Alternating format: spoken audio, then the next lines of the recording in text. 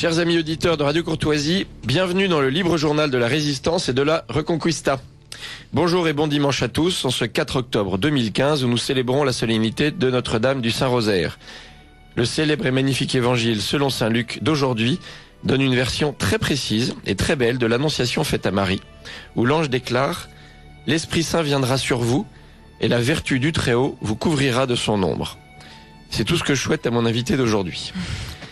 Je vous avais annoncé une émission un peu spéciale pour cette rentrée, une émission fraîche et joyeuse. J'espère qu'elle le sera. Émission un peu spéciale non seulement par la qualité de mon invité, mais aussi parce qu'elle inaugure une série d'émissions que vous pourrez suivre en direct sur le Salon Beige, représentée aujourd'hui par Louise Tudy, que je salue, que je remercie d'être à mes côtés, que vous ne verrez pas parce que vous savez bien que le Salon Beige préserve l'anonymat de tous ces cadres. Donc vous entendrez la douce voix de Louise sans pour autant en profiter. Et vous le regretterez, mais c'est comme ça. Je la remercie d'être à mes côtés. Je salue tous les fidèles lecteurs de cet illustre salon où l'on ne déconstruit pas la société comme au XVIIIe siècle, mais au contraire où l'on reconstruit la France de demain. La France de demain, c'est la France de la jeunesse, la France de nos enfants, celle que nous allons léguer. Je dédie donc cette émission à la petite Olympe et à la petite Clémence, ces petites filles Espérance qui mettront bientôt le feu au monde. J'ai le plaisir de recevoir aujourd'hui sur Radio Courtoisie, où elle ne fait que de trop rares apparitions, Marion Maréchal Le Pen. Bonjour Marion. Bonjour. Députée français tête de liste pour les prochaines élections régionales qui se tiendront dans 2 mois exactement. Alors Marion, vous êtes la députée la plus jeune de l'histoire de nos institutions, ça reste vrai aujourd'hui. Vous êtes mariée, mère de famille. Dans un sondage récent, vous bénéficiez déjà du soutien de plus de 40% des Français, juste derrière votre tante Marine. C'est quand même remarquable. Vous avez le privilège d'avoir provoqué à l'Assemblée l'un des plus gros pétages de plomb et les plus ahurissants et pathétiques de notre Premier ministre Manuel Latremblotte. Donc rien que pour ça déjà, je vous en remercie parce que Avec plaisir. Ça nous rappelait les heures les plus drôles de l'histoire parlementaire française. J'espère qu'il y en aura d'autres. Vous êtes surtout le cauchemar des ténors de la droite qui se disent, je cite, « sidérés par votre fraîcheur, votre clarté et votre bon sens. J'aurais envie d'ajouter votre liberté de pensée et d'expression. » Et de conclure, c'est pas de moi, si on ne réagit pas très vite, elle va nous bouffer. Vous l'avez lu. Alors ce n'est pas une phrase lumineuse du pauvre Estrosi, mais ça pourrait. Pour nos auditeurs, je ne peux m'empêcher de vous lire. C'est un extrait du discours que vous avez prononcé le 5 septembre dernier à l'Université d'été du Front National, donc à Marseille. Il est possible de faire autrement. Possible de tenir ses promesses. Il y a 3 jours, Christian Estrosi, encore lui, au milieu de 2 ou 3 mensonges, expliquait que j'étais entré en politique par admiration pour Jean-Marie Le Pen, donc que mes raisons étaient forcément mauvaises. Là, c'est un sophisme toujours aussi brillant, mais ça, on est habitué avec ces technoplasmes. Vous poursuiviez, oui, c'est vrai, j'ai admiré et j'admire le courage de penser autrement, le refus de mourir avec le sourire, la volonté de ne pas baisser les yeux quand les puissants vous enseignent de les baisser du haut de leur diplôme et de leur carte de visite surchargée.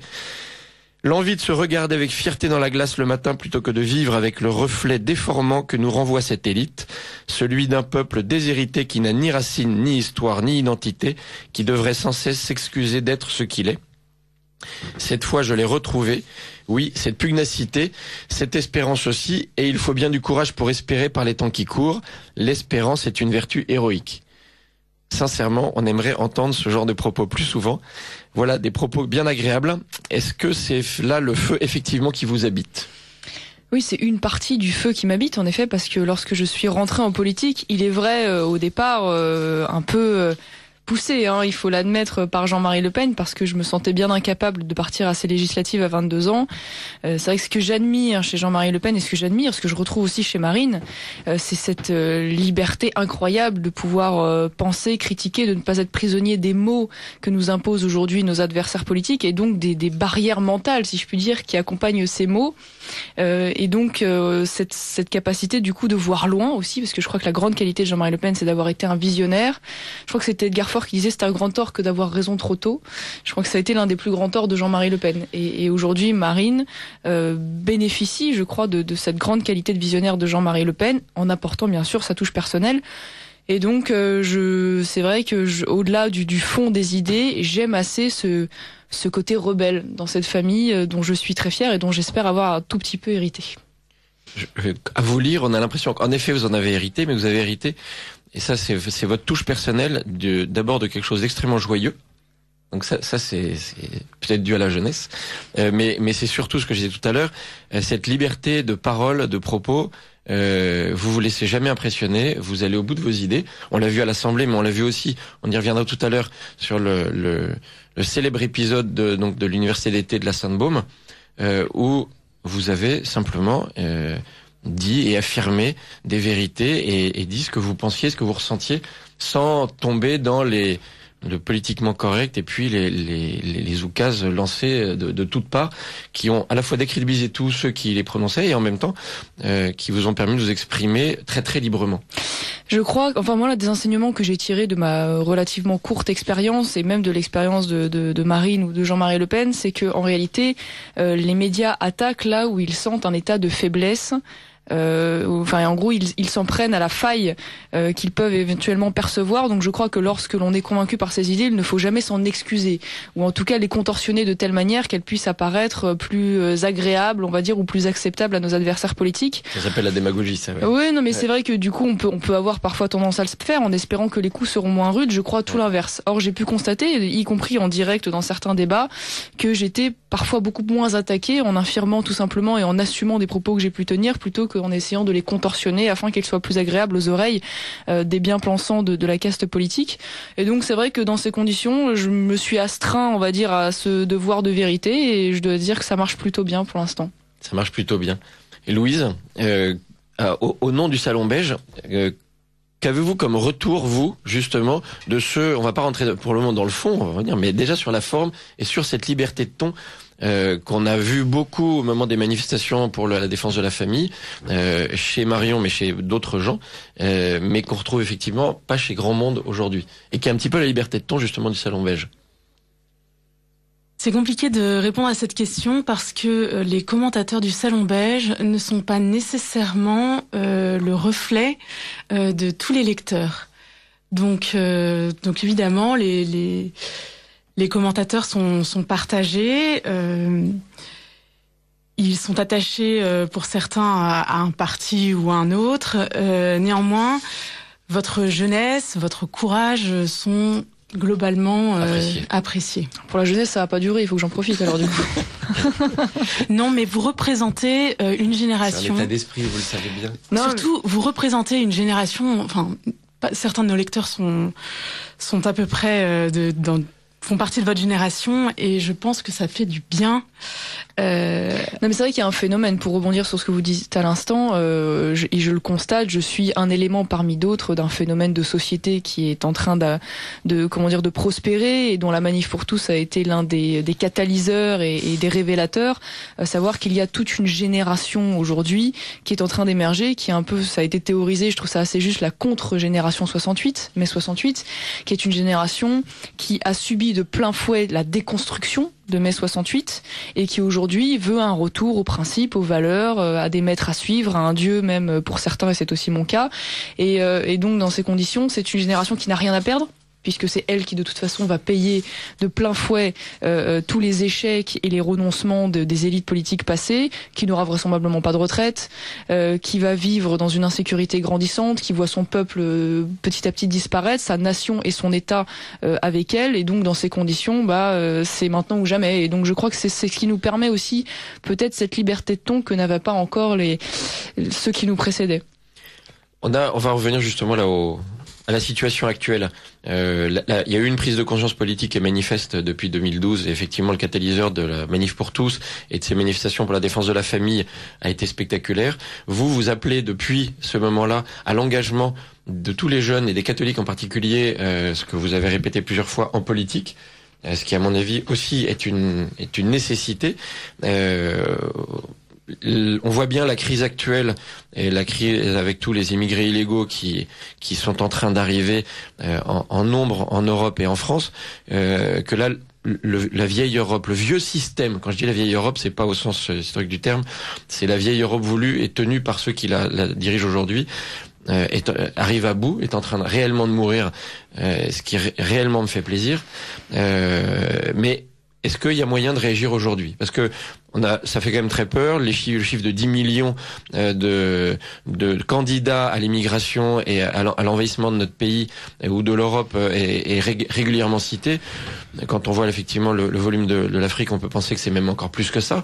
Est-ce qu'il n'est pas trop tard? Est-ce qu'il y a encore moyen de réagir? Et là, je me tourne vers la candidate, puisque c'est vrai qu'en région PACA, vous allez être aux premières loges. Que peut-on encore faire pour stabiliser, se protéger et inverser?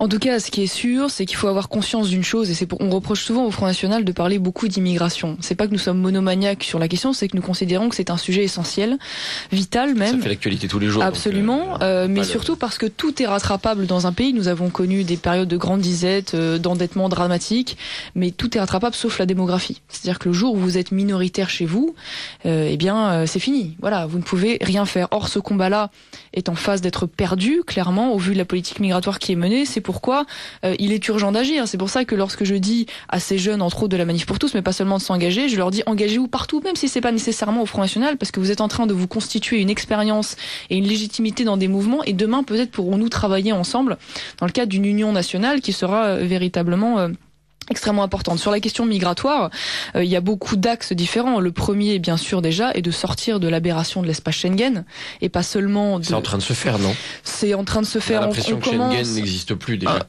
Pas très partiellement, parce qu'en réalité, il n'y a que la Hongrie et l'Allemagne avec l'Autriche qui ont pu suspendre l'espace Schengen, en toute légalité. D'ailleurs, on nous disait que c'était impossible, parce qu'il existe des articles, en cas de menace de la sécurité intérieure ou de l'ordre public, de pouvoir unilatéralement suspendre l'espace Schengen. C'est même Ségolène Royal qui l'a avoué. Bien sûr, et ce qui a été d'ailleurs caché pendant des années, et c'est qui devrait être fait immédiatement par la France.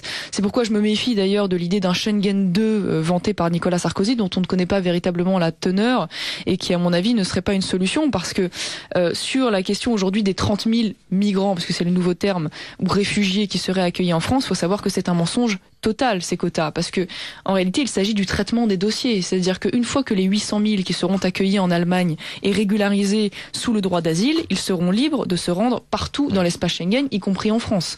Donc il faut être très mesuré là-dessus, parce qu'on nous dit 30 000, oui, mais 30 000 au milieu de 65 millions d'habitants, ça n'est rien, c'est dérisoire, c'est là quand même la moindre des choses que les accueillir, sauf que d'accord, c'est 30 000, plus le regroupement familial qui va s'en suivre, puisque les demandeurs d'asile maintenant ont droit au regroupement familial, plus tous ceux qui pourront librement circuler, plus les immigrés légaux qui continuent de rentrer sur le territoire français par d'autres biais que le droit d'asile, plus les 200 000 entrées légales par an. Et c'est vrai qu'à ce rythme-là, on se dit que très rapidement, eh bien, la substance même du peuple français est en train de disparaître, et il y a une importation avec, faut pas se voiler la face, d'une culture différente qui est en passe sur certaines parties du territoire français de remplacer la culture française. Et en particulier en région PACA, où effectivement, vous pouvez le constater tous les jours. Et en particulier en région PACA, qui est la concentration à l'échelle régionale de tous les maux qui touchent la France, mais de façon encore plus accentuée, puisque nous sommes la 4e région la plus pauvre de France, nous avons un taux de chômage supérieur à la moyenne, nous avons évidemment une immigration très importante et qui ne date pas d'hier, qui a basculé d'ailleurs avec le regroupement familial, car avant c'était une immigration de travail, c'est devenu une immigration familiale avec le regroupement familial, et nous voyons la concentration de tous les maux aujourd'hui de cette inassimilation ou désassimilation de ces étrangers, à savoir l'insécurité grandissante, la montée de l'islam radical. À Carpentras, il y a une mosquée déjà classée salafiste qui est en train d'être mise en place. Et le terrorisme. Il faut savoir que suite à l'affaire Mohamed Merah et aux autres terroristes, il y a eu beaucoup de réseaux démantelés dans ces zones-là. Donc nous avons à échelle régionale une concentration des maux qui n'épargneront personne demain. Quand il y en a un qu'on démantèle, il y en a 10 qui se créent de toute façon, vu la masse. Donc c'est dérisoire, comme bien vous disiez, sûr. Et surtout, il faut alerter les Français, parce qu'aujourd'hui, beaucoup de Français qui se croient protégés, on va dire, de ces mots-là, vont déchanter lorsqu'ils vont voir l'application à l'échelle nationale de la mise en place de quotas dans les campagnes, où en réalité, pour cacher la poussière sous le tapis, le gouvernement va tenter de disséminer cette immigration dans les campagnes et se verra le phénomène qui est déjà celui en PACA, à savoir une concentration communautaire qui va apporter avec elle un certain nombre de difficultés que l'on connaît déjà. Vous avez parlé de plusieurs axes pour lutter contre l'immigration massive. Quels sont les autres axes que la sortie de l'espace Schengen ? Il faut déjà, donc je vous le disais, la sortie de l'espace Schengen, déjà pouvoir contrôler qui entre et sort sur le territoire français, ce qui n'est pas le cas aujourd'hui. Il faut réformer en profondeur le droit d'asile, parce qu'aujourd'hui, la lecture qui est faite du droit d'asile est totalement erronée. C'est-à-dire que le droit d'asile n'est pas un droit universel à l'accueil, ou même le droit d'une population d'un pays en guerre à pouvoir venir s'installer dans le pays qu'est le nôtre. C'est un droit individuel qui doit être interprété de façon très restrictive, et ne pas devenir, comme c'est le cas aujourd'hui, une filière d'immigration illégale bis.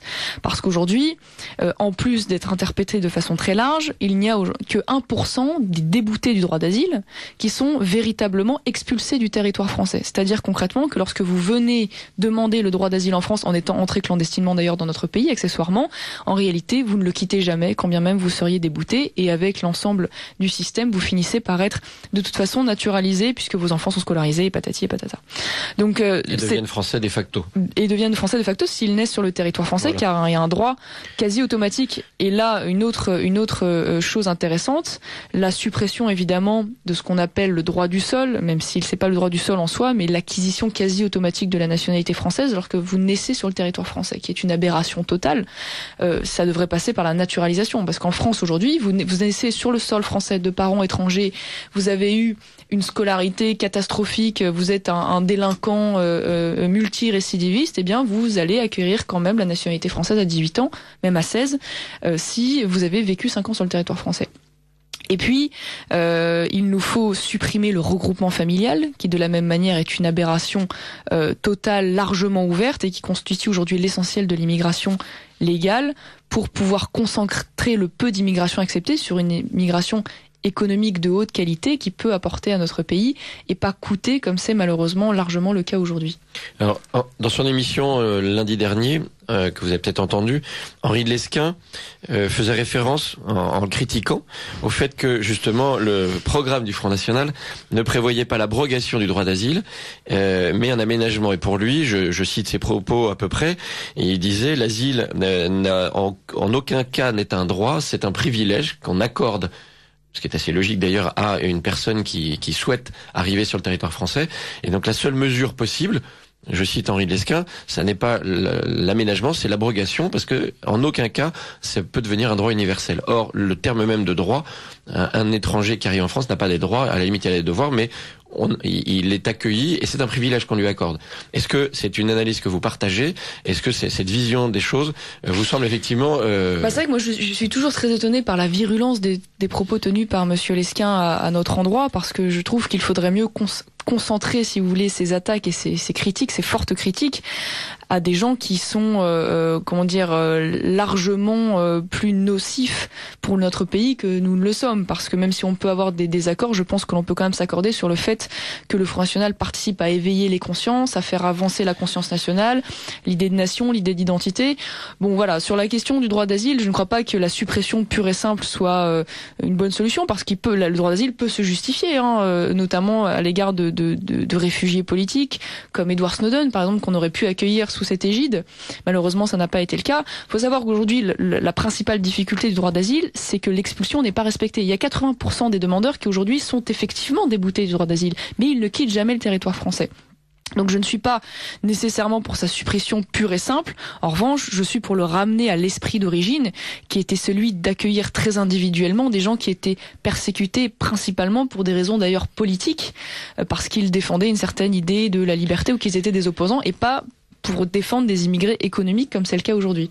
Et immigrés économiques ou politiques, parce que on voit bien que tous les jeunes gens, les jeunes hommes qui sont en train de déferler sur l'Europe sont là pour toute autre chose que de trouver du travail, et c'est assez surprenant d'ailleurs de voir la nature même de ces personnes qui sont en train d'arriver en masse. C'est troublant d'ailleurs. C'est très troublant parce qu'on nous explique que ces gens quittent un pays en guerre, que en effet une grande partie d'entre eux sont des hommes en âge de se battre, entre 30 et 40 ans, et donc cela implique qu'ils auraient laissé sur place donc dans un pays en guerre leurs femmes, leurs sœurs, leurs filles. Ils se battent, mais contre les polices européennes. C'est ça. Ce qui paraît surprenant, je crois surtout que la grande difficulté, c'est déjà qu'il y a beaucoup de fraude. Il faut savoir, je crois que c'est Valeurs Actuelles qui révélait qu'il faut 48 heures aujourd'hui pour se faire un passeport syrien, ce qui est quand même explique une une grande partie du problème, qu'une partie, il faut le rappeler aussi quand même, de ces Syriens, quand il s'agit véritablement de Syriens, sont des classes moyennes qui quittent les zones gouvernementales. Donc leur vie n'est pas en danger immédiat, mais qui, dans la difficulté d'avoir une perspective d'avenir, ils quittent le territoire. Et il y a aussi une partie, comme ce fut le cas du père de cet enfant mort sur la plage, qui pour le coup ont déjà quitté le territoire et qui étaient en Turquie. Oui. Exactement, donc leur vie n'était pas menacée et qui en réalité viennent en Europe pour d'autres raisons. Là, et le tri... Il partait même au Canada se faire opérer des dents, je crois. Manifestement, donc il était, semble-t-il, un passeur, mais c'est vrai qu'il y a aujourd'hui une manipulation médiatique absolument terrible, parce que c'est vrai qu'on a tendance à mettre en exergue les enfants, les familles, qui en réalité constituent aujourd'hui une minorité des personnes qui arrivent sur le territoire français. Et les solutions pérennes ne passent-elles pas justement par l'aide aux pays qui sont foyers d'émigration? Je suis tout à fait d'accord avec vous, parce que évidemment on ne peut pas colmater les brèches en aval si on ne colmate pas les brèches en amont. Ça, je suis parfaitement d'accord. Il faut évidemment déjà revoir notre politique d'aide au développement, qui aujourd'hui est déjà sous-budgétée d'une part, mais inefficace, et en particulier d'ailleurs en aidant les entreprises françaises, parce que c'est vrai que c'est un peu un puits sans fond, il n'y a pas de véritable contrôle d'efficacité. Et puis aussi, il faut avoir le courage d'aller mener une politique de défense beaucoup plus indépendante qu'elle ne l'a été jusqu'ici, c'est-à-dire renoncer à l'intrusion systématique qui ont conduit au chaos libyen qu'on connaît aujourd'hui, mais également, comme ce fut le cas en Irak et en Afghanistan, et en Irak qui n'a d'ailleurs pas été étranger à l'émergence de l'État islamique, et aujourd'hui accepter d'aller de facto aider l'armée légale de Bachar el-Assad pour contrer la propagation de l'État islamique et donc le départ forcé de ces gens, et en particulier des chrétiens d'Orient. Et bien sûr, faire aussi une aide humanitaire aux pays limitrophes qui accueillent des camps de réfugiés afin de pouvoir les aider notamment à s'alimenter et à recevoir de l'eau. Le 12 octobre prochain, je ne sais pas si vous le savez, le pseudo-philosophe de salon qui s'appelle Monsieur Lévy est convié par l'IHADN à expliquer la situation en Libye. L'indécence n'a aucune limite, mais ça je pense que vous avez dû vous en rendre compte depuis que vous êtes entré en politique. Comment on peut arriver dans un pays comme la France à avoir des Sarkozy, des BHL qui, après avoir menti sur tout, s'être trompé sur tout, avoir provoqué des catastrophes, des chaos politiques, économiques, humains, humanitaires absolument gigantesques dont on ne maîtrise absolument même pas les conséquences, peuvent encore aller pérorer et aller donner des cours à l'IHEDN à Paris, à l'école de guerre, pour expliquer pourquoi il a eu raison d'aller mettre le feu et le sang en Libye et qu'il veut faire la même chose en Syrie. Je vous cache pas que c'est une énigme pour moi aussi. J'avais beaucoup aimé d'ailleurs la réaction de Michel Onfray qui avait et les avait taclés sur un plateau de télé en disant que ces gens avaient un manque de pudeur absolument total. Oui, il avait appelé à ce que ces criminels aillent se cacher dans un placard. Je crois, mais c'est plus dans une prison qu'ils devraient aller, ces gens-là. Mais c'est vrai qu'ils ont pour eux une espèce de légitimité factice fabriqué par les médias, fabriqué par une espèce de système qui est en totale déconnexion avec la réalité. Et puis je crois surtout qu'il est la démonstration que la classe politique préfère porter le chaos plutôt que d'admettre qu'elle a pu se tromper. Et voilà, je crois qu'il y a un gros problème d'orgueil aussi dans cette classe politique aujourd'hui qui participe grandement au déclin qui est le nôtre, l'incapacité à poser un diagnostic et à dire voilà, nous avons eu tort, et donc parce que nous avons eu tort, nous allons changer. Et ça, c'est un syndrome quand même largement répandu aujourd'hui en politique. Et c'est vrai que Bernard-Henri Lévy, avec l'aide de Nicolas Sarkozy, a cassé, si je puis dire, le bouchon libyen et participe aujourd'hui du déferlement migratoire que l'on connaît, puisque, vous le savez, c'est le chaos total et que les gardes-côtes libyens sont totalement corrompus par les passeurs. Peut-être c'est un sujet dont on pourra parler, ce qui fait aujourd'hui qu'il y a de véritables mafias, dont d'ailleurs celle de l'État islamique, qui se fait un argent fou sur la misère humaine, forçant même parfois les gens, armes au poing, sur la tempe, à prendre des bateaux dans des états déplorables. Et l'Union européenne, au lieu de casser ce système-là, l'encourage, puisqu'elle a décidé d'élargir le système Mare Nostrum, mis en place initialement par les Italiens, c'est-à-dire d'aller chercher les bateaux et de les ramener sur les côtes européennes. Voilà. C'est dément. Refusant par là même, d'ailleurs, ce qui était initialement envisagé, de détruire les bateaux vides qui sont amarrés au port et donc laissant les passeurs faire ce travail terrible et gagner un argent fou, comme vous le disiez. Gagner un argent fou, puisque j'ai vu qu'il y avait un commerce qui prospérait notamment en Turquie, c'était la vente de gilets de sauvetage. Vous avez des villages, vous avez des images incroyables, des villages qui sont pourtant assez loin d'ailleurs du rivage, où ils vendent des centaines de gilets de sauvetage. C'est devenu manifestement un commerce rentable. Et pour rester sur cette question de la géopolitique, Bernard Lugan a révélé dans sa dernière note que Saïf al-Islam Kadhafi, donc le fils de Muammar Kadhafi, qui est toujours en prison surveillé, est sans doute le futur chef de l'État libyen. Puisque les tribus, les différentes tribus libyennes se sont réunies et l'ont élu récemment comme étant un de leurs porte-parole. C'est une gifle mondiale dans la tête de Sarko et de BHL, parce que les conséquences de ce qu'ils ont fait sont monstrueuses. On en revient à quelque chose manifestement de raisonnable. Donc on va peut-être avoir à nouveau un Kadhafi président, roi, empereur, on ne sait pas, mais peu importe le terme de la Libye. Et on continue à avoir néanmoins les BHL et Sarko qui disent, si, comme il a fait ses confessions, si je devais recommencer, je referais la même chose. Alors, je pense qu'il faut absolument pas être dupe déjà des arguments qui sont avancés pour aller ainsi faire et défaire des gouvernements. Je crois que les droits de l'homme est un argument totalement factice, qu'en réalité il y a derrière des jeux de pouvoir, d'alliance et notamment des critères énergétiques qui rentrent largement en compte. Il faut savoir que nos alliés aujourd'hui, on pourrait d'ailleurs en parler, le Qatar et l'Arabie Saoudite, sont des pays sunnites qui vivent assez mal le fait que nous ayons pu avoir des relations équilibrées pendant très longtemps avec des pays chiites, et dans ces conditions ont tout fait pour les déstabiliser. Nous avons aujourd'hui la volonté manifeste d'avoir une propagation justement de ce courant sunnite, c'est de faire tomber tous les régimes autoritaires laïques pour faire prospérer et s'appuyer sur de fausses rébellions qui en réalité n'ont rien d'un printemps arabe, mais sont un véritable hiver arabe, qui sont totalement gangrénés par les islamistes, mais qui, on va dire, leur servent temporairement pour faire tomber aujourd'hui ces régimes, en espérant pouvoir reprendre la main derrière en y mettant des hommes de main. La vérité, c'est qu'aujourd'hui, que ce soit en Libye ou en Syrie, eh bien les populations vivaient mieux, il faut quand même avoir le courage de le dire, que face aux barbares de l'État islamique. Et c'est le cas effectivement sur tout le pourtour méditerranéen à peu près. Et c'est la seule.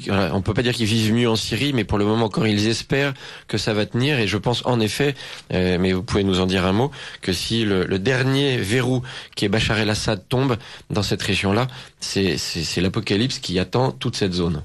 C'est l'apocalypse qui attend absolument. Et je crois qu'il y a des pays d'ailleurs pas très loin qui sont très inquiets, qui sont en train également de basculer. Je pense au Liban ou des choses comme ça, qui seront sur l'échelle domino, des victimes collatérale, on va dire, de la politique aujourd'hui qui a été menée par la France derrière les États-Unis.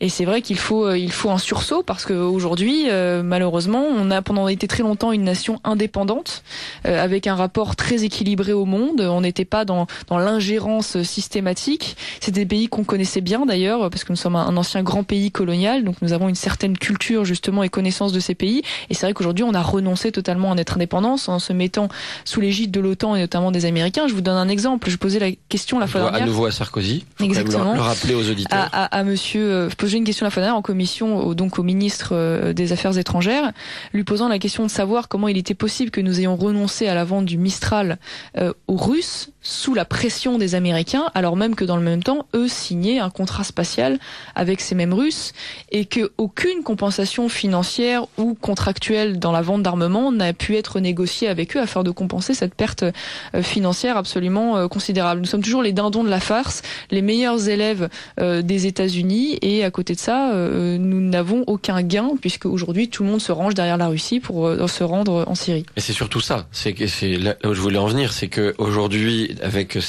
son talent de joueur d'échecs et de joueur de judo extraordinaire, Vladimir Poutine a quand même amené derrière lui le monde entier à suivre sa politique étrangère. C'est parce on le doit aussi à son la France ministre Oui, d'une certaine parce manière, que puisqu'elle commence les frappes aériennes. Parce que c'est la politique du réel. Oui, mais toujours trop tard. Voilà, c'est ça le problème. C'est que maintenant que on se rend compte que il faut être réaliste et qu'il n'y a pas d'autre solution, bon, la France finit par retourner sa politique et suivre. Est-ce que Laurent Fabius ne devrait pas démissionner après avoir dit tant d'âneries sur le sujet et avoir affirmé de telles contre-vérités? Beaucoup devraient démissionner, mais moi, ce qui me frappe toujours, c'est cette indignation. Il nous manquera, c'est sûr, mais je pense qu'il pourrait démissionner. C'est cette indignation à géométrie variable, moi, qui me frappe dans cette classe politique française qu'on peut retrouver à beaucoup d'échelles, mais notamment à l'échelle internationale, où on nous explique que la Russie, c'est ignoble, c'est un immonde tyran homophobe, dictatorial, alors que dans le même temps, nous n'avons strictement aucun complexe à travailler, je vous le disais tout à l'heure, avec le Qatar ou l'Arabie Saoudite.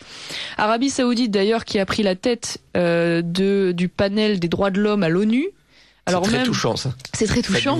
Oui, ça m'a beaucoup ému, surtout que dans le même temps, vous avez vu, ils sont en train de préparer le guillotinage et la crucifixion d'un jeune opposant politique de 21 ans. Pour les droits de l'homme. Voilà. Sans doute que lui n'a pas la même conception des droits de l'homme. Et ce sont donc ces gens-là qui vont aller vérifier dans les différents pays la bonne application des droits de l'homme. On marche complètement sur la tête. C'est totalement absurde. Quand on a eu l'occasion de parler de ce sujet-là et du fait que tout marchait sur la tête assez récemment, est-ce que, à votre âge, que je ne cite pas par respect, vous pouvez encore. Et c'est pas très très impressionnant. Et c'est pas un poids justement trop gigantesque de se rendre compte que c'est même pas les écuries d'Augias que vous avez à nettoyer. C'est tout le monde qui marche de travers. Comment est-ce que, avec votre expérience de 3 petites années en politique, vous avez pas la tête qui tourne et envie de vous mettre la tête sous votre oreiller? Alors je crois que c'est Vladimir Poutine qui a dit le pouvoir ça ne se prend pas, ça se ramasse. Je crois que nous concernant, c'est malheureusement ce qui va se passer, c'est-à-dire que nous allons vraisemblablement être élus sur le chaos, l'échec et le renoncement de l'ensemble de la classe politique. Moi, ce qui me donne beaucoup d'espoir, je vais vous le dire, parce que je fais beaucoup de terrain, je rencontre beaucoup de gens, je crois que le peuple français est un peuple particulièrement politique et que c'est un peuple qui a un bon sens extraordinaire. C'est-à-dire que ça fait 40 ans qu'on lui lave le cerveau à travers les médias, à travers la culture, à travers l'école, et en dépit de cela, il arrive à avoir encore une capacité critique. On le voit dans les différents sondages d'opinion sur les grands sujets. En réalité, lorsque l'on ne pose pas la question à travers les partis, mais à travers les idées, l'immense majorité des Français sont en accord avec nous sur des sujets essentiels, et notamment sur la question migratoire. C'est ça qui me donne beaucoup d'espoir. C'est la capacité des Français à rester lucides sur la situation, mais ils sont prisonniers, si je puis dire, d'une élite qui les a emprisonnés et qui a tout fait pour s'auto-reproduire. Ils ont encore de l'espoir? Parce que comme moi je lis, en préparant l'émission, j'ai lu beaucoup de vos interventions. Vous avez quand même touché du doigt, et c'est le cas de Marine aussi, en faisant tout son tour de France régulièrement, notamment dans les campagnes. Il n'y a plus beaucoup d'espoir. Non, c'est vrai. Oui, il y a plus d'espoir et encore un peu d'espérance. Je sais pas comment il faut voir ça. Oui, c'est vrai. Mais c'est l'état de désespoir, notamment à la campagne, est abyssal. Oui, les Français sont largement désabusés, il faut dire ce qui est, faut pas se leurrer, d'où d'ailleurs les taux d'abstention absolument considérables qu'il y a en France. Et c'est vrai que j'ai tendance à dire, je trouve cet adage assez juste, les plus grandes souffrances sont muettes. Et c'est vrai que je crois que notre rôle, nous, au Front National, c'est d'être le porte-voix de cette France muette, c'est-à-dire de cette France périphérique, rurale, qui n'intéresse en aucun cas la classe politique française, puisqu'aujourd'hui l'immense partie de l'intérêt de la classe politique se va vers les métropoles ou vers les banlieues, inversement proportionnel d'ailleurs à leur place géographique. On a le sentiment qu'aujourd'hui on ne se valorise qu'à travers le fait de s'intéresser à ces territoires. Et à l'inverse, les campagnes françaises, manifestement, n'intéressent absolument pas la classe politique française. Parce que c'est vrai que numériquement, déjà, elles sont de moins en moins nombreux. Et puis, c'est une France, comment ils disent ça, rance, comme ils disent, hein. C'est une France plutôt conservatrice. C'est encore une France qui a des valeurs, qui travaille, qui est très loin de la modernité parisienne. Et dans ces conditions, c'est vrai qu'elle vote mal, en plus, la plupart du temps. Donc, c'est vrai que c'est une raison supplémentaire de s'en désintéresser et d'importer rapporter de nouveaux électeurs par la même occasion. Est-ce que la France est encore réformable? Est-ce que tout n'est pas déjà verrouillé? Non, je pense que la France est réformable. Je pense que la méthode utilisée pour réformer est mauvaise. Je crois qu'on se prive trop largement, que ce soit sous la droite ou la gauche, d'un outil qui est un outil extrêmement intéressant, qui a pu être éprouvé à l'étranger de façon efficace, c'est-à-dire le référendum, la démocratie directe. Parce que comme je vous le disais tout à l'heure, ce qui est remarquable dans les sondages d'opinion, c'est que les réponses sont différentes selon que l'on la pose à travers le prisme d'un parti ou à travers le prisme d'une simple idée. C'est-à-dire que quand on pose la question, par exemple, c'est assez remarquable prenons un sujet assez clivant, la peine de mort. On se rend compte que sur la question de la peine de mort, en réalité aujourd'hui il y a un basculement. D'ailleurs, une majorité des Français sont à nouveau pour, toutes tendances politiques confondues. C'est-à-dire que ce soit de l'extrême gauche, à la droite ou en 80, ils étaient pour la peine de mort. Oui. Et quand Badinter l'a imposé, il l'a imposé en disant parfois il faut savoir ne pas écouter la Absolument, majorité. mais je veux dire, c'est ce qui est révélateur, c'est quand on pose cette question à travers le prisme du Front National, c'est-à-dire êtes-vous d'accord avec la proposition du Front National de remettre en place la peine de mort, là on se rend compte qu'il y a une minorité qui est pour, parce qu'en fait c'est posé à travers un parti. Et je crois que pour sortir de ce système, un parti pris, se sortir de ce système de parti qui aujourd'hui est en train de nous tuer à petit feu, il faut revenir à la démocratie directe, et on pourra constater, parce que ça a été éprouvé, je vous dis, dans des pays comme la Suisse, mais pas seulement, qu'il n'y a pas de démagogie. C'est-à-dire qu'il y a eu des cas en Suisse, par exemple, où il y a eu la possibilité d'augmenter le nombre de semaines de congés payés. Eh bien, ça a été refusé par les Suisses parce qu'ils considéraient que c'était une mauvaise solution pour leur économie. Je crois que les Français sont pas plus idiots que les Suisses et que dans ces conditions, on pourra réformer la France à travers cela. Pour revenir sur ce que vous venez de dire, vous avez dit dans un entretien, le FN, le Front National, parti auquel vous êtes attaché aujourd'hui évidemment, n'est pas une fin en soi. Qu'est-ce que vous avez voulu dire ? Est-ce que c'est dans la lignée, dans la tradition de Simone Veil, la philosophe, que vous avez tenu ces propos-là sur justement la limite d'un système de parti? Alors j'ai dit, la phrase complète, c'est pour moi le Front National n'est pas une fin en soi, c'est un outil. C'est-à-dire que je ne me bats pas pour le Front National, je me bats pour mon pays, et dans le cadre de ce combat, le Front National m'apparaît être l'outil le plus performant pour pouvoir arriver à mes fins. C'est-à-dire que si le Front National doit être amené à évoluer, à rassembler plus fortement, à changer de nom, enfin voilà, à changer la forme, je ne suis pas, comment dire, fermée à l'idée de voir cette évolution, quand bien même je pourrais avoir un attachement affectif et familial à ce mouvement. C'est ce que dit Marine Le Pen d'ailleurs. C'est ce que dit également Marine Le Pen, et je pense que c'est très sage de pas devenir son propre objet, ce qui est aujourd'hui un travers assez largement répandu en politique.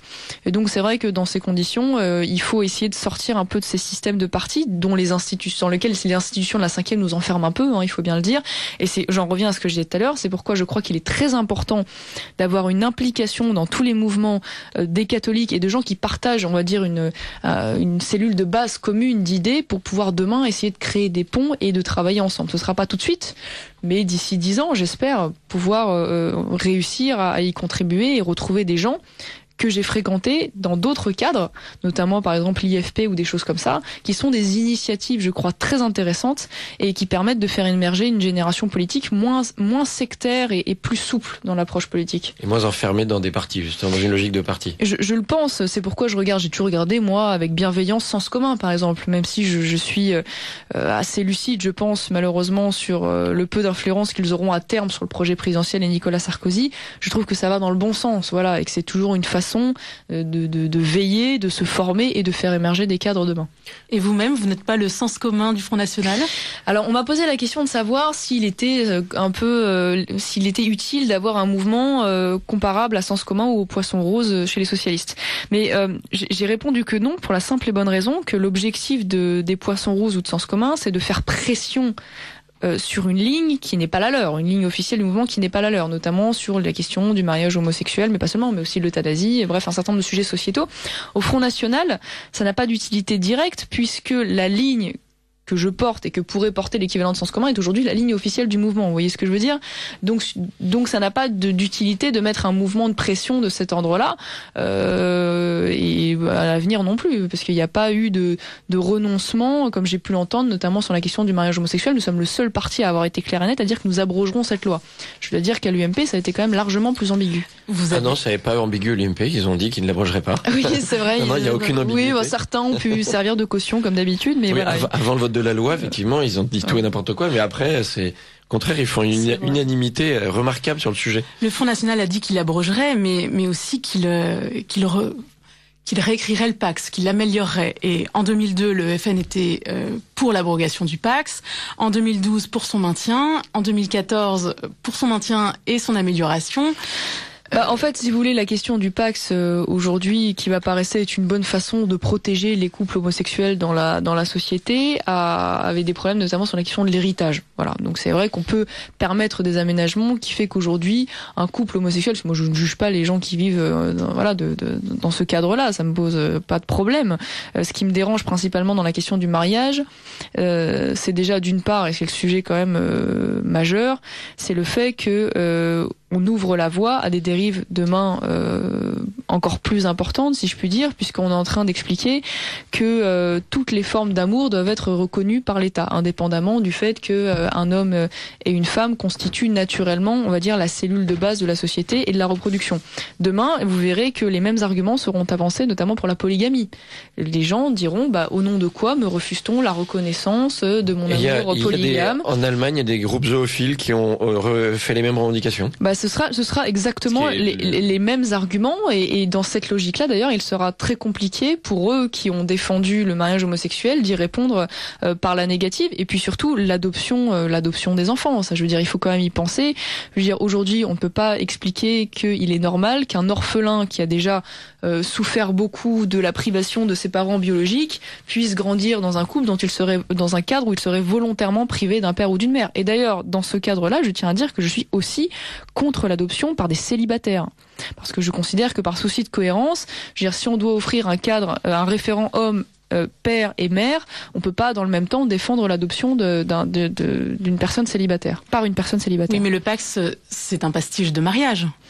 Je pense que symboliquement, on n'est quand même pas dans le même cadre. Déjà parce que l'adoption n'est pas ouverte, la filiation n'est pas ouverte, et que on est là dans un cadre purement juridique, on n'est pas dans un cadre moral comme on peut retrouver d'ailleurs, y compris dans le code civil, qui se maintient de fidélité, de soutien en cas de maladie, enfin bref, des choses à mon avis qui vont encore plus loin que le PACS, qui est un cadre, on va dire, un contrat de civil pour se protéger des aléas de la vie en cas de décès de l'un ou de l'autre. On voit bien néanmoins que le régime du PACS a été petit à petit rapproché du régime du mariage civil et que là, on discute de célébrer les PACS dans des mairies. Oui, là c'est là où ça devient totalement grotesque. C'est-à-dire que le PACS, il doit rester à l'esprit d'origine, c'est-à-dire rester un contrat purement civil qui permette, comme je disais, de pallier aux aléas de la vie, mais en aucun cas vouloir se rapprocher même symboliquement du mariage. Là, ça n'a pas de sens. Et c'est d'ailleurs la dérive, en effet, qui fait que d'ailleurs initialement le Front National s'y était opposé, parce que c'était pas tellement la question de ce PACS en soi, c'était évidemment qu'on y voyait les prémices du mariage homosexuel, parce qu'à l'époque, Elisabeth, c'était clairement le cas. C'était écrit, en dépit d'ailleurs du fait qu'Elisabeth Guigou avait expliqué à l'époque que pas du tout, ça n'arriverait jamais. Chaque fois, on commence à les connaître maintenant dans la pratique. Chaque fois qu'ils mettent le doigt dans l'engrenage, ils ne s'arrêtent plus. Et évidemment, on savait que ça allait annoncer cela. Donc c'est vrai que dans ces conditions, il faut savoir poser les limites. Moi, je vous le dis, je suis sincère là-dessus. Je suis pas pour remettre en cause l'existence de ce PACS. En plus, ce qui est surprenant, c'est qu'en réalité, aujourd'hui, l'utilisation majoritaire est faite par des hétérosexuels et non pas par des homosexuels. Ce qui était bien la démonstration, en réalité, que c'était une revendication plus politique qu'une nécessité politique de la part d'une minorité en réalité de agissante, vindicative, d'homosexuels militants qui voulaient par ce biais-là faire tomber un tabou et pas seulement trouver des solutions, on va dire, pratiques à la vie au quotidien, dans le cadre par exemple de l'héritage dont je parlais tout à l'heure. Les seules personnes que j'ai rencontrées dans ma vie qui s'étaient pacsées, c'était des amis, pas les miens, mais des amis qui décidaient de se rendre service, des fonctionnaires, et qui, en se pacsant, aidaient un de leurs amis à venir, à changer de poste et à rejoindre des régions. En général, ils allaient en PACA d'ailleurs. C'est qu'ils étaient en région parisienne, ils trouvaient un copain. C'est hyper romantique. En PACA, qui disait, tu veux pas te paxer avec moi, comme ça me permet de venir, de demander ma mutation. Et ils se retrouvaient, et ça lui permettait de partir de manière légitime. Il y a des effets d'aubaine, en effet. C'est assez étonnant. Il y a des effets d'aubaine, ouais. C'est vrai qu'on est assez loin du mariage romantique, mais ça, on s'en doutait un petit peu. Mais c'est vrai que pour revenir à ce que disait Louis dit à l'instant. Néanmoins, ça participe à détruire une référence, d'avoir ce Pacs qu'on en rit aujourd'hui et qui soit pas utilisé à bon escient. Sa simple existence ou son simple maintien participe quand même à détruire l'institution du mariage et la raison d'être, l'équilibre même de la société. À participer par un glissement, en effet, mais qui était prévisible. Mais s'il y avait eu la volonté politique de ne pas faire avancer la chose, elle n'aurait pas avancé. Or, c'est vrai, clairement, là, ça a été un outil. Voilà. Moi, je pense que il peut avoir son utilité par ailleurs sur d'autres aspects, mais là, ça a été comme quoi, par exemple, parce que là, je vais aller plus loin que ce que dit Louis. Ça a été un outil militant. Pourquoi ne pas l'abroger? C'est une question ouverte. J'ai pas de, si j'ai un avis sur la question, mais ça intéresse personne. Ça me choque pas dans l'absolu que des gens aient envie, y compris des hétérosexuels, de passer par le biais du Pacs plutôt par le biais du mariage. Enfin, je veux dire, après, moi, j'aime bien laisser la liberté de choix, ça me choque pas dans l'absolu. Il y a des gens qui ont pas envie de rentrer dans un aspect, de tout l'aspect moral dont je parlais tout à l'heure du mariage, simplement s'en tenir à un aspect fiscal de pratique au quotidien. Je ne vais pas les priver de ça s'ils préfèrent, à la limite pourquoi pas. La seule chose c'est qu'en effet il ne faut pas que ce Pacs devienne un outil de glissement ou un espèce de mariage, si je puis dire, simulé, détourné, parce que je crois que ça n'était pas du tout son objet initial et j'en vois pas du tout l'utilité, parce que je veux justement maintenir la sacralité du mariage qui doit être réservée à un homme et une femme, en lien, si vous voulez, avec la finalité de reproduction du couple, qui aujourd'hui est totalement déconnectée et m'apparaît un peu largement problématique. Est-ce que dans cette perspective-là, on ne devrait pas, ce qui avait été évoqué au moment justement des grandes manifestations de 2012 et 2013, aller au-delà? Et est-ce que c'est pas l'occasion pour l'Église finalement de s'affranchir de ce mariage civil nécessaire devant la mairie, faire comme en Italie, c'est lui conserver intégralement son côté sacré et spirituel, justement. J'avais déposé un amendement. Parce que finalement aujourd'hui avec ce faux mariage et le Pacs, pourquoi est-ce que les catholiques vont se marier J'avais demandé un amendement en ce sens, parce qu'aujourd'hui il y a une aberration qui a été... C'est aberrant la situation. Qui est un héritage de la Révolution française, qui fait qu'on est obligé de se marier à la mairie avant de pouvoir se marier religieusement. Voilà, quel titre, je ne sais pas, je trouve ça scandaleux. Après tout, on devrait pouvoir recevoir un sacrement sans devoir demander l'autorisation à la République française. J'avais déposé un amendement en ce sens, qui évidemment avait été rejeté à l'époque, mais sans avoir la capacité de m'en donner aucune explication. Après, la question que vous me posez, c'est pas à moi qu'il faut la poser, c'est aux prêtres, c'est aux évêques, mais c'est vrai qu'aujourd'hui, à un moment donné, peut-être faudrait-il forcer le débat, en effet, en permettant, parce que je vous signale qu'un certain nombre de musulmans n'ont absolument pas ces complexes, sans que la République française n'en soit choquée. Ils ont pas tellement de complexes, en fait. Non, ils ont assez peu de complexes, c'est pas leur truc, en fait. Le complexe n'est pas leur truc. Non. Mais en revanche, c'est vrai qu'aujourd'hui, il y a énormément de mariages musulmans qui sont, fêtés et qui ne sont absolument pas passés par la mairie civile en amont, sans que la République française n'y trouve rien à redire. On ne se donne les moyens. Peut-être à un moment donné, les catholiques devraient-ils aussi réagir et ne plus se laisser faire afin de forcer le débat à ce sujet-là. Je voudrais revenir sur un épisode qui pour moi a été crucial, pour vous aussi, de cet été, qui est l'université d'été de la Sainte-Baume, où vous avez, avec d'autres responsables politiques d'autres partis, été conviés à vous exprimer sur la cohérence entre les convictions et les prises de position politiques. Oui. Ou un engagement politique, même pas que les prises de position. Monseigneur Ray, donc, qui était à l'origine de cette invitation, l'évêque de Fréjus-Toulon, qui a eu à s'en expliquer, qui nous expliquait ici à ce micro très précisément justement dans quel contexte il avait organisé ça et ce qu'il en attendait, et d'ailleurs il en était ravi, et disait notre responsabilité de chrétien est de dénoncer les positions en contradiction avec nos valeurs. Propos que vous avez repris à votre compte sur cette notion de cohérence en politique, et en disant qu'aujourd'hui, sur la plupart des sujets de société, il devenait impossible, ou quasiment impossible ou incohérent pour un catholique de voter presque autre chose que Front National, tant les programmes, je parle même pas du Parti Socialiste, mais ne serait-ce que de ceux qui se revendiquent républicains ou de l'UDI, sont à l'antithèse, sont antinomiques avec vraiment ce que un catholique ou un chrétien a au fond de lui par rapport à ses convictions. Moi, j'aimerais que vous reveniez là-dessus, parce que ça me semble fondamental, que ça me semble essentiel, et que ça fait des années et des années que les chrétiens et catholiques engagés en politique font le contraire de leurs convictions, et que il y en a sûrement qui nous écoutent, des chrétiens et des catholiques qui votent avec leurs pieds et votent en contradiction avec leurs convictions. Là, il y a quand même un sujet, moi, qui me tient particulièrement à cœur, sur lequel je reviens presque dans chacune de mes émissions, c'est sur la notion de cohérence politique.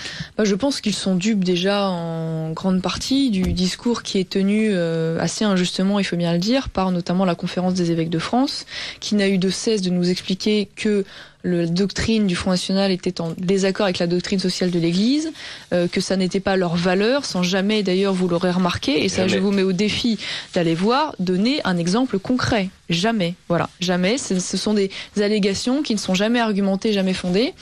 Et c'est vrai que lorsque, je crois, on est catholique intéressé par la politique, on a le devoir d'aller s'en tenir à des faits objectifs. Et là, objectivement, on ne peut pas m'expliquer décemment qu'il serait normal d'inviter des communistes ou des socialistes, ou de leur donner la parole à la manif pour tous, alors même que dans le même temps, il serait insupportable de la donner au Front National.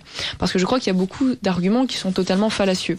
La première, il y a sur la question des points non négociables, d'une part, et sur la question de l'immigration, où on nous explique que l'Évangile, carrément, d'une certaine manière, nous ordonnerait d'accueillir toute la misère du monde sans aucune restriction et sans aucun contrôle particulier. On n'a pas dû aller lire le même. Non, parce que j'ai jamais lu ça dans l'Évangile. On a évidemment bien sûr lu ça, et quand on lit même la doctrine sociale de l'Église, on lit à plusieurs reprises, dans la bouche d'ailleurs de plusieurs papes, également, que les nations ont tout à fait le droit de mener une politique migratoire, et qu'elles ont tout à fait le droit d'ailleurs d'exiger aux étrangers qui rentrent sur le territoire de respecter l'héritage matériel et spirituel du pays dans lequel ils sont accueillis. Donc il est tout à fait logique, si vous voulez, lorsque l'on est un responsable politique, que l'on a comme mission le bien commun du pays pour lequel on se bat et de ses membres, et bien d'avoir une politique migratoire raisonnée, parce qu'une politique migratoire déraisonnable, comme c'est le cas aujourd'hui, ne participe pas du bien commun. Enfin, je veux dire, on le constate au quotidien. Et dans ces conditions, il ne faut pas confondre, et c'est ce que j'ai tenté d'expliquer lors de l'OSP, confondre la charité individuelle, qui est celle du bon samaritain, qui dans le quotidien doit nous conduire en tant que chrétiens à être généreux, à être bienveillants, à ne pas rejeter l'autre parce qu'il est autre, avec une charité d'État ou une charité de nation, qui évidemment n'est absolument pas comparable et transposable, et qui, à mon avis, est le mensonge dans lequel tentent de nous enfermer aujourd'hui les médias et les évêques de France, il faut bien le dire. Largement, puisque le Ribado Dumas, qui était donc évêque et porte-parole de la Conférence des évêques de France, vous a taclé assez violemment donc au moment justement de cette université d'été, avec des arguments totalement creux. Il n'en donne effectivement aucun. Et très curieusement d'ailleurs, il se permet de citer les déclarations de 85 du cardinal de Courtrai, qui était allé faire du lèche-babouche devant toutes les organisations droits de l'homiste et notamment le Grand Orient de France, pour dire qu'effectivement jamais il ne soutiendrait le Front National. De voir un cardinal français quand la Conférence des évêques de France revendiquait ce patronage de Monseigneur de Courtrai et qui était allé se coucher devant tous les lobbies français, là, moi quand j'ai lu ça, je reconnais que les bras m'en sont tombés. Je pense, vous voyez, que là, on a la représentation de ce dont on parlait tout à l'heure, à savoir une fracture générationnelle. Ces gens sont les gens de l'ancien monde, c'est-à-dire ceux d'une église qui d'ailleurs a le même syndrome que celui de la France, une église complexée, que l'on a forcé d'ailleurs à être dans le complexe, et qui se comporte de la sorte pour s'excuser d'être ce qu'elle est, au prétexte qu'elle aurait été la religion de l'Inquisition, de la colonisation, de la collaboration, au même titre que la France. Enfin, c'est ce qu'on nous explique en tout cas. Il va falloir qu'ils révisent leur histoire, oui, dans les livres d'histoire. Et donc je pense que c'est une génération qui tente désespérément et à tout prix de s'acheter une légitimité, une respectabilité, en effet, en ayant de tels comportements. Je crois que c'est une grande fracture avec justement la nouvelle génération de catholiques qui viennent, au même titre d'ailleurs que l'ensemble des jeunes Français qui ne se reconnaissent plus dans ce complexe, qui ne se reconnaissent plus dans ce besoin de s'excuser en permanence, d'être complexés de tout, qui ont envie d'être fiers d'être ce qu'ils ont, qui ont envie d'un discours de vérité sur les erreurs qui ont pu être commises, mais sur aussi les choses qui ont été réellement faite, et que dans ces conditions, je crois que sincèrement, ces paroles-là n'ont maintenant que peu d'écho au sein du peuple catholique. Le Salon Beige a publié il y a 3 jours, une semaine, un entretien confondant d'Écube, l'ancien évêque de Rouen, qui disait exactement ce que vous venez de dire, mais lui s'en désolait.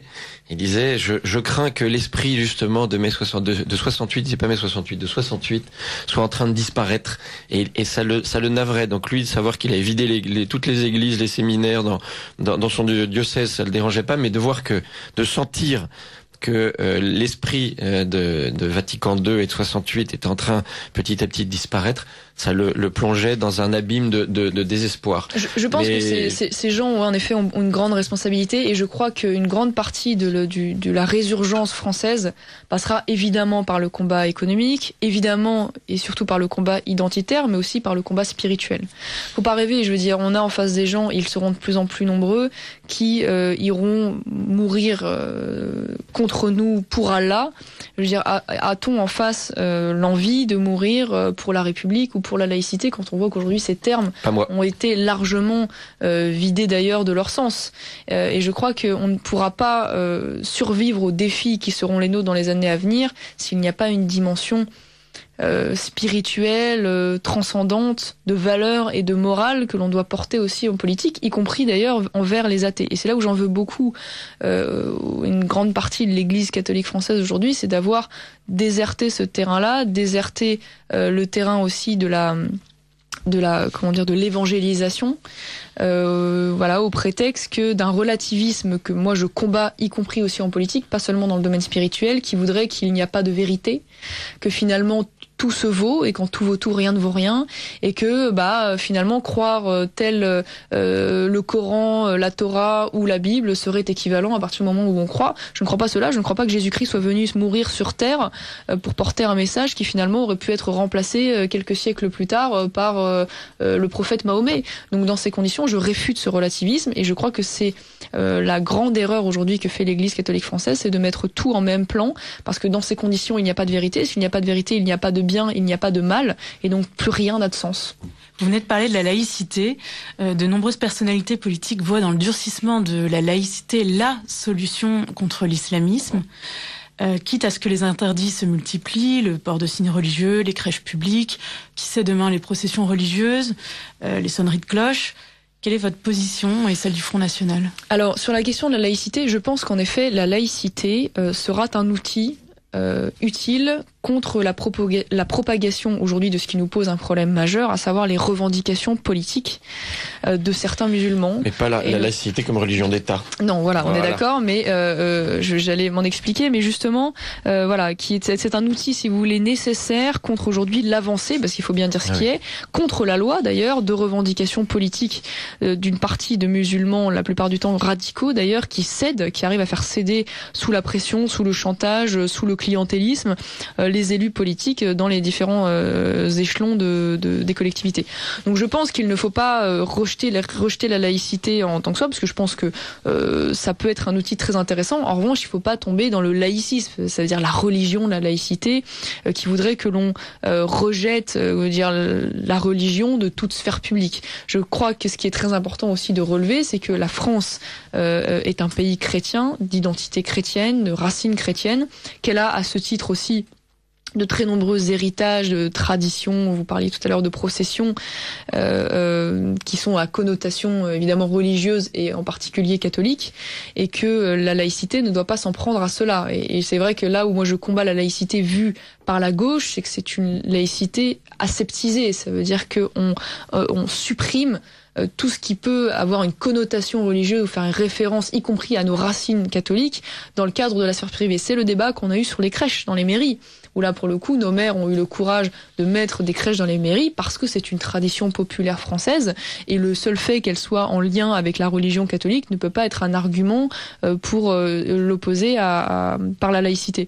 Donc je crois qu'il faut savoir faire ce dosage-là, et surtout ne pas remettre en cause un certain nombre de choses, comme par exemple les écoles sous contrat ou hors contrat religieuses, même s'il faut être très attentif aujourd'hui au fait Ce que je veux dire, c'est qu'en fait, l'émergence aujourd'hui d'écoles coraniques ne doit pas être le prétexte à supprimer les écoles catholiques.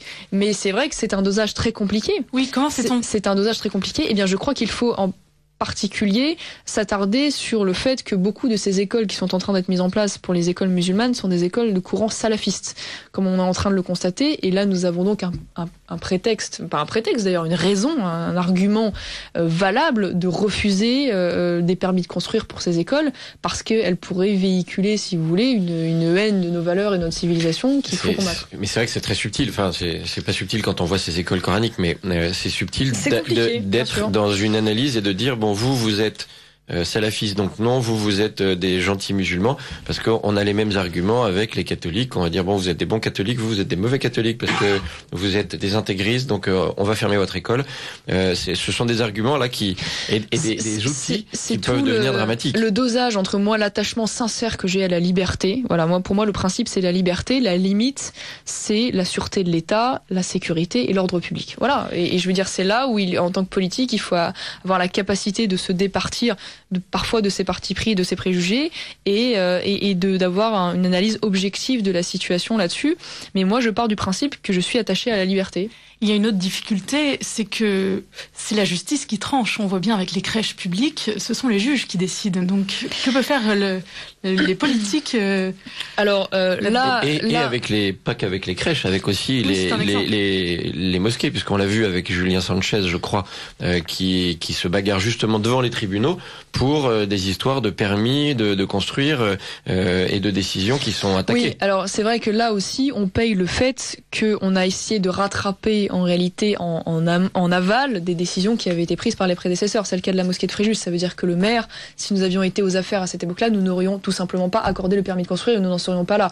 Là, en réalité, le maire de Fréjus, d'ailleurs, permis de construire attribué de façon totalement illégale. Enfin, c'est un scandale cette histoire d'ailleurs. Mais nous essayons, si vous voulez, de rattraper en aval les décisions illégales d'ailleurs qui ont été prises en amont par les prédécesseurs. Donc là, bon, on paye un peu malheureusement cela.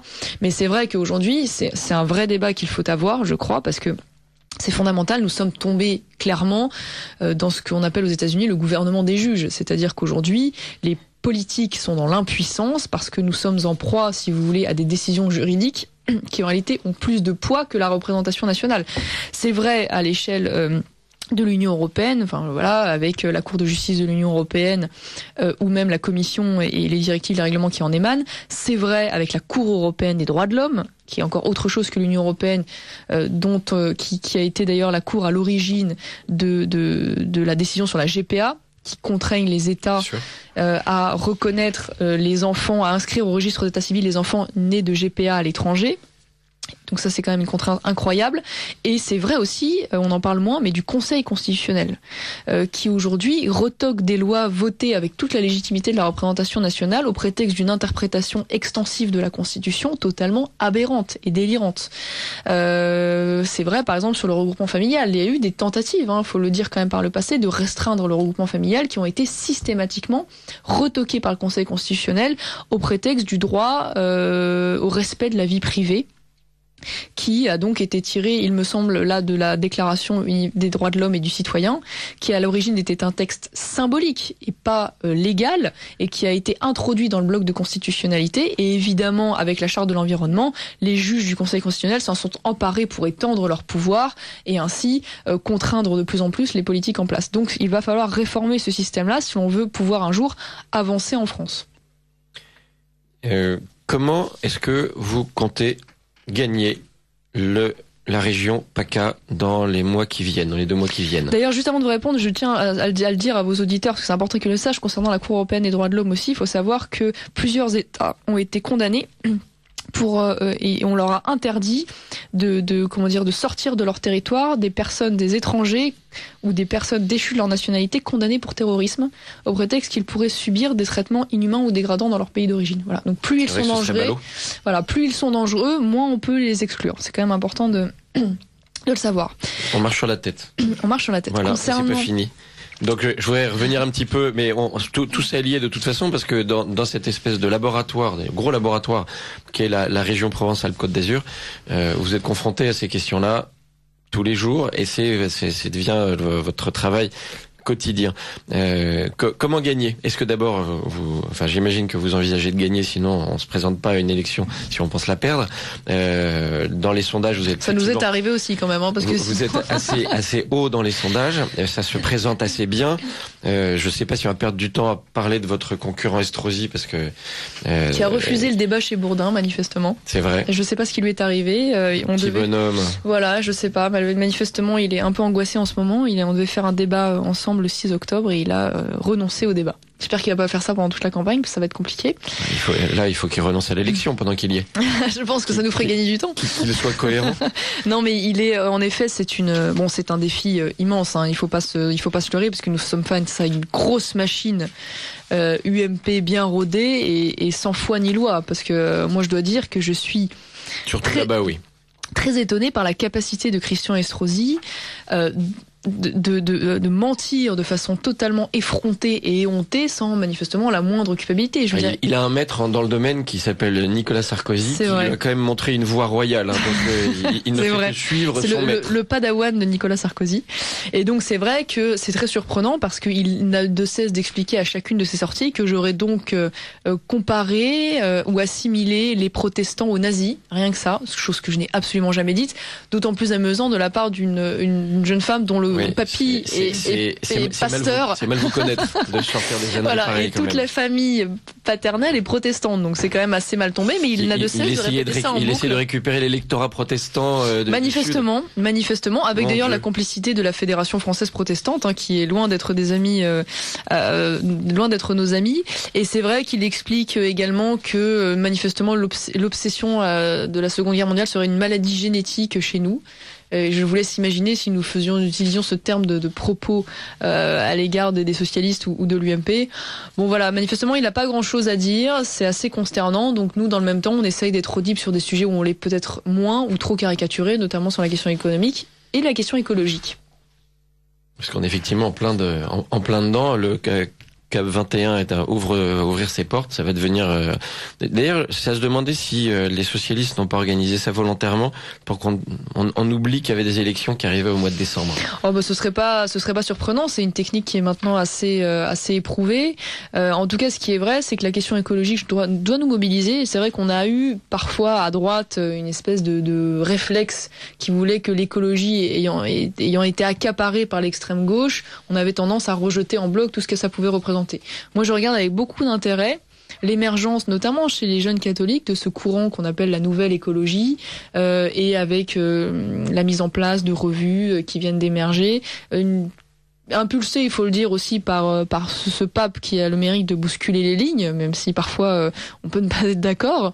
Mais voilà. Parfois on a du mal à comprendre les lignes. En fait. Voilà, mais disons que sur la question écologique, je pense qu'en effet il y a une prise de conscience à avoir, mais déconnectée, si vous voulez, de toutes les mentalités, les excès et l'idéologie de l'extrême gauche qui s'est emparée de ce sujet, alors que l'écologie, et initialement d'ailleurs était un sujet de droite. Parce qu'il y avait une dimension identitaire et conservatrice. Et conservatrice qui était très forte et qui doit nous interpeller et nous interpeller aussi dans le système. Parce que c'est vrai qu'aujourd'hui, quand on se dit catholique, défendant le système libéral de libre-échange, on peut aussi se poser la question des conséquences écologiques, bien sûr, parce que donc aujourd'hui, on va aller manger une viande ou comme un agneau qui vient de Nouvelle-Zélande, donc où est aujourd'hui l'impact écologique, et on va surtout faire la promotion d'un système qui est une course permanente au moins-disant social. Ça veut dire qu'aujourd'hui, c'est celui qui respecte le moins de droits sociaux, le moins de droits environnementaux, le moins de droits sanitaires et qui paye le plus mal ses employés qui va s'en sortir le mieux. Est-ce qu'aussi, en tant que catholique, on peut se poser la question de savoir si cela est en cohérence avec le modèle de société qu'on a envie de défendre et le respect de la dignité humaine? C'est étonnant d'ailleurs de voir que dans les histoires d'invasion des immigrés illégaux, que ce soit en France avec le MEDEF ou en Allemagne, le patronat se réjouissait de cet apport d'une main d'œuvre sous-qualifiée et qui sera sous-payée. Oui, il y en avait un à l'époque qui était interpellé par ça. Il s'appelait Georges Marchais. Il était communiste et c'était maintenant il y a quelques dizaines d'années. Et il expliquait que clairement aujourd'hui il fallait lutter contre l'immigration parce que c'était utilisé, si vous voulez, notamment par, moi j'aime pas le terme patronat parce que je trouve que ça ça regroupe beaucoup de choses qui n'ont rien à voir, mais en tout cas par une certaine forme de certains chefs d'entreprise qui y voyaient un effet d'aubaine, si vous voulez, la capacité de pouvoir payer beaucoup plus mal des gens nouvellement arrivés qui accepteraient des conditions de travail et de salaire que n'accepteraient pas les Français, et surtout de créer une tension sur le marché du travail, parce qu'il faut savoir que nous importons une immigration à bas niveau socio-professionnel, très peu qualifiée, et que dans le même temps, ces emplois qui pourraient correspondre à ce peu de qualification, c'est-à-dire l'industrie et l'agriculture, sont en train de mourir. Donc nous créons de facto une tension sur le marché du travail, et il suffit pour s'en convaincre de regarder les chiffres du chômage dans les banlieues françaises, où les taux d'immigration sont très importants. Évidemment, le taux de chômage est beaucoup plus élevé chez les populations d'origine immigrée. Et en conclusion de ça, bien évidemment, la grille des salaires est en train de s'effondrer. C'est ce qu'on appelle une dévaluation interne plutôt qu'une dévaluation externe comme le permettrait la monnaie. Pour revenir au régional, d'après Libération, il y aura 3 listes classées à la droite de la droite. La vôtre, celle de Jacques Bompard et celle de Jean-Claude Martinez. Est-ce que le scénario des sénatoriales va se répéter, diviser donc tous perdants? Alors, Jean-Claude Martinez, en fait, monte une liste, mais pas dans ma région, dans celle de Louis Alliot. Et en effet, il était venu soutenir une liste manifestement en construction de Jacques Bompard avec le Parti de la France, il me semble. Écoutez, je vous dis, moi j'en ai un peu assez de perdre du temps là-dedans. J'ai rien à me reprocher, je vais vous le dire sincèrement. Au départemental, il a été impossible de travailler, de négocier avec Jacques Bompard, qui avait des revendications absolument incroyables. Je tiens à rappeler quand même que le Front National s'est désisté au profit de Marie-Claude Bompard et de son binôme à Bolène face à la gauche pour éviter une victoire de la gauche. On aurait pu à votre initiative, à notre initiative, et nous étions derrière eux, mais nous étions pas loin. Donc je veux dire, nous aurions pu largement nous maintenir. Après tout, c'était le jeu démocratique. Nous avons essayé d'être intelligents. En dépit de cela, on aurait pu s'attendre à un minimum de reconnaissance parce qu'il n'aurait pas gagné sans cela. Manifestement, je crois que Jacques Bompard est enfermé dans, je sais pas, une querelle de personnes, de revanche que je ne m'explique pas. Ce que je trouve surprenant, c'est qu'il ait manifestement la force de monter une liste alors que je ne l'ai pas vu à l'Assemblée depuis les départementales. Donc écoutez, c'est pas grave que le meilleur gagne. Alors c'est vrai, au-delà de la personne, c'est désolant, ça c'est certain. Comment arriver à espérer, justement, vous en parliez en tout début d'émission, à créer cette par-delà les partis, cette union sacrée indispensable à une période qui devient chaque jour plus dramatique. Et à un moment donné, justement, cette logique de parti devrait passer outre, parce que moi j'ai le communiqué de la Ligue du Sud qui dit nous ne sommes pas satisfaits. Bon, il n'y a pas non plus une agressivité gigantesque. Quand est-ce qu'on peut espérer dans votre région, mais partout ailleurs, avoir des gens venant de tous les partis d'ailleurs, simplement qui sont des patriotes sincères et qui ont envie de sauver ce qui est encore sauvable? Malheureusement, c'est très difficile de répondre à cette question parce que, en effet, comme je vous le disais, les institutions ont fabriqué la prédominance des partis et que il faut pas se leurrer, on ne peut pas faire sans. Voilà, je sais que moi j'ai beaucoup d'amis autour de moi qui ont envie, légitimement, parce que je le comprends, de sortir des partis, de faire des initiatives citoyennes, partisanes, de créer une cohésion de personnes avec des talents, des compétences particulières en dehors des partis, mais je veux dire, vu l'urgence de la situation, faut pas se leurrer, ce sont des choses, sauf à très petite échelle, qui sont vouées à l'échec. Voilà. Mais est-ce que vous sentez pas malgré tout que c'est quand même en train de changer, parce qu'on voit les appels du pauvre Cambadélis qui est plus sinistre chaque jour et plus enferré dans ses bêtises, de faire une union sacrée contre vous, comme toujours le front républicain pour protéger la France. Plus personne n'en veut, ça fait un flop absolu. Donc même à droite, on a vraiment le sentiment que il y a de plus en plus d'initiatives de gens qui veulent se détacher de ça pour parler en vérité, ne serait-ce que pour parler en vérité, parce qu'ils en ont soupé d'entendre ça. Est-ce que vous, sur le terrain, vous le ressentez pas réellement? Je pense qu'il y a certainement des personnalités aujourd'hui, notamment à l'UMP, qui ont envie de sortir de cela, mais nous ne sommes pas encore dans un état de décomposition assez avancé, manifestement. Voilà, et il faut pas se leurrer. Mon grand-père avait l'usage de dire que là où il y a de l'homme, il y a de l'hommerie. Et là où il y a des places, il y a des ambitions. Voilà, c'est comme ça. Et donc partant de là, les élections étant un tremplin, c'est vrai qu'on n'échappera malheureusement jamais à ça. La seule chose, c'est qu'après, il faut être intelligent au deuxième tour. C'est surtout ça le sujet. Et là, j'espère qu'on pourra éventuellement être intelligent. Et c'est vrai que moi, je suis un peu catastrophée de voir, par exemple, des mouvements comme celui de Dupont-Aignan, il n'aime pas qu'on mette le T, la liaison, quelqu'un que j'apprécie par ailleurs, enfin je veux dire avec qui maintenant on a quand même des points d'accord manifestes, oui. Continuer à s'enfermer, préférant aller faire des alliances avec Mélenchon et Chevènement qu'avec nous. Je veux dire, à un moment donné, qui sont déjà en train de capoter, donc qui sont déjà en train de capoter. À un moment donné, ne faut-il pas être un petit peu raisonnable et essayer d'avancer, parce que c'est vrai qu'à l'échelle de 10-15 ans, il en va de la survie de notre pays. Enfin, je pèse mes mots. Aujourd'hui, la France n'est même plus un État. Quand on regarde les critères aujourd'hui de définition d'un État, à savoir battre monnaie, avoir des frontières, nous n'y répondons même plus. Mais surtout, vu l'accélération du processus, il en va de notre survie. Donc c'est vrai que moi je suis un peu énervée par ça, mais je veux dire, j'ai pas encore assez de légitimité dans le temps pour pouvoir impulser quoi que ce soit. Donc j'espère que Marine Le Pen y parviendra. Il y a un sujet qui gêne à peu près tous les partis, et vous l'avez évoqué tout à l'heure, c'est le sujet des points non négociables. Oui. Vous en avez parlé à la Sainte-Baume. Vous avez affirmé que le Front National s'était systématiquement opposé aux lois sociétales portant sur la recherche sur l'embryon, l'avortement, la sédation profonde et l'euthanasie. Or, quand ces questions ont été débattues ces derniers mois, à l'Assemblée, au Sénat, les élus du Front National ont été absents, ou ils n'ont pas pris part au vote, ou ils se sont abstenus. Je pense notamment à la résolution faisant de l'avortement un droit fondamental. Je pense aussi à l'article supprimant le délai de réflexion avant un avortement, ou à la proposition de loi sur la fin de vie. Peut-on espérer une plus grande cohérence? Je vais vous répondre là-dessus. Sur la question du droit fondamental à l'avortement, moi, j'ai eu un empêchement d'ordre personnel, j'ai pas pu faire autrement, donc j'ai donné mon pouvoir à Gilbert Collard, et lui, pour le coup, était sur l'abstention. Moi, j'étais contre, mais on peut pas dissocier les votes. Sur la question du délai, je suis très surprise que vous me disiez ça, parce qu'en l'occurrence, j'avais moi-même déposé un amendement que j'avais défendu, justement pour lutter contre ça.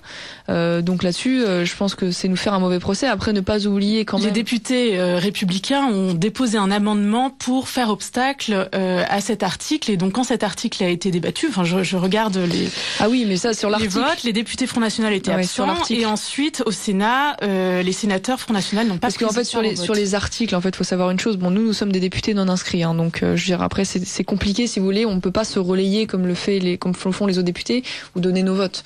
Donc, dans ces conditions, on peut pas être présent systématiquement sur les heures et les heures de débat. Bon, ça, de facto, on n'y peut rien. En revanche, vous regardez le vote de la loi finale. La loi, oui. Je veux dire, là, on vote, il n'y a pas de souci. Donc, je pense que ça, malheureusement, c'est le système qui est fait de cette manière-là. On a des limites de temps et qui sont un peu compliquées, quoi, de ce point de vue-là à gérer.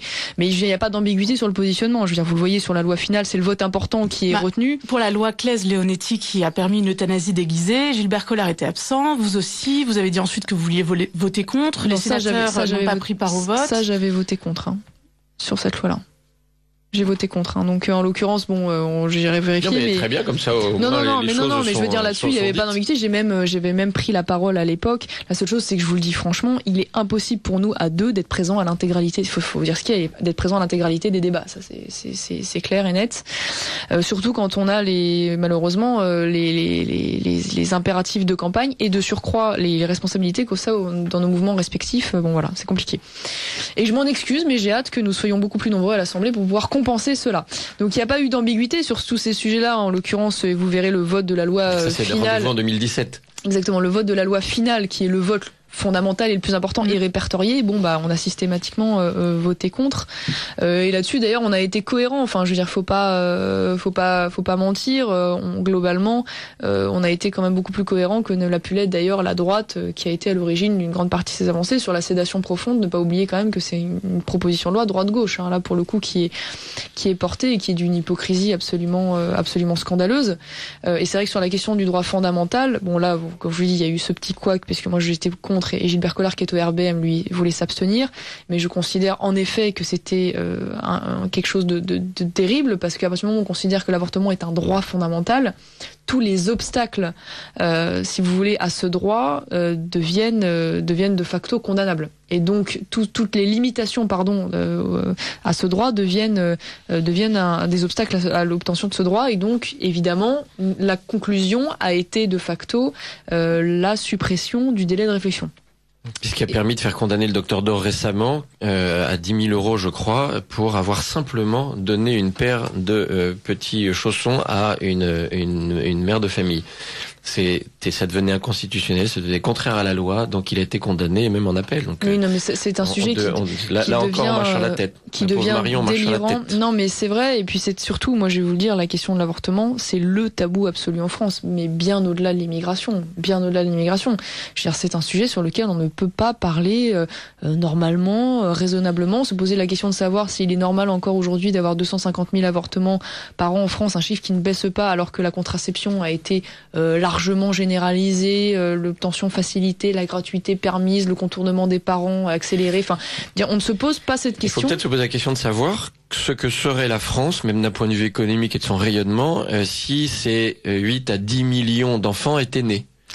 Oui, parce que c'est une saignée qui est encore plus violente que la Seconde Guerre mondiale ou que la Première. Il ne résonne que d'un point de vue économique, mais c'est vrai que c'est un sujet, je vous le dis, où on est le seul fait d'en parler, le seul fait comme au Front National nous le faisons, de remettre en cause le remboursement systématique, déjà est un objet de diabolisation monstrueux. Je veux dire, c'est vrai que c'est absolument terrifiant. Donc c'est vrai que c'est un sujet sur lequel il faut avancer, et je pense qu'il ne faut pas être dogmatique là-dessus, il faut accepter de la politique du petit pas. Oui, et à l'échelle de la région, par exemple. Ah bah sur l'avortement, malheureusement... Je pense aux subventions. Oui, voilà, il y a une marge de manœuvre sur les subventions, absolument, et ça, vous avez raison, il va falloir s'y atteler, mais en revanche, on ne pourra pas aller au-delà de ça. Il nous reste 2 minutes, Marion, pour finir. Louise, tu dis pour le Salon Beige, est-ce que vous avez une dernière question ou une remarque à faire ? Saluez les lecteurs du Salon Beige. Je vous laisse la parole pour conclure. Je dirai un petit mot après. Quand il y a 3 ans on m'a donné ce siège, je l'ai fait avec beaucoup d'émotion parce que moi mon grand maître à penser, c'était Serge de Beketch, qui, je vous le dis très sincèrement, aurait été très heureux d'être à ma place aujourd'hui. Que je salue, et si on se bagarre, c'est beaucoup grâce à l'exemple qu'il nous a donné, à l'élan infatigable qui était le sien sur les points non négociables sur lesquels il transigeait pas beaucoup non plus. Je vous laisse la parole pour conclure. Oula, et vous me prenez au dépourvu. Non, bah écoutez, merci déjà de m'inviter. Navré de pas venir plus souvent, mais parce qu'il faut m'inviter plus souvent, et je serais ravie un jour de pouvoir débattre avec Henri de Lesquen, qui semble avoir énormément de choses à nous reprocher, pour éventuellement voir si véritablement nous sommes si éloignés que cela. Je lui propose en direct, les auditeurs et les lecteurs du Salon Beige en sont témoins. Henri, cher Henri, je vous propose dans une de mes prochaines émissions un débat avec Marion Maréchal Le Pen sur la question justement des élections, des programmes et de l'avenir de la France. Je compte sur vous. Soyez plus courageux qu'Estrosi. Pour relever ce défi que manifestement Estrosi ne veut pas relever. Alors on va pas finir avec Estrosi, ce serait lui faire trop d'honneur, donc il faut finir sur autre chose. Je vais éventuellement dire que je suis de celles qui pensent que l'engagement politique est fondamental, en particulier lorsque l'on est catholique, et que dans ces conditions, j'invite une fois de plus tous ceux qui ont une conscience politique à s'engager, même si ça n'est pas chez nous, ils finiront par y venir. De partir pour qu'on puisse demain travailler ensemble dans la perspective du redressement de notre pays. Merci beaucoup Marion Maréchal Le Pen. Bon courage pour votre campagne qui se poursuit. Rendez-vous dans 4 semaines. Ce sera le 1er novembre, jour de la Toussaint, pour le second volet de nos entretiens avec le Salon Beige. Je recevrai un homme libre aussi et un poète que j'aime tout particulièrement. Je vous laisse avec un auteur choisi par Marion et qui vous révèle d'une certaine manière peut-être son programme pour la France.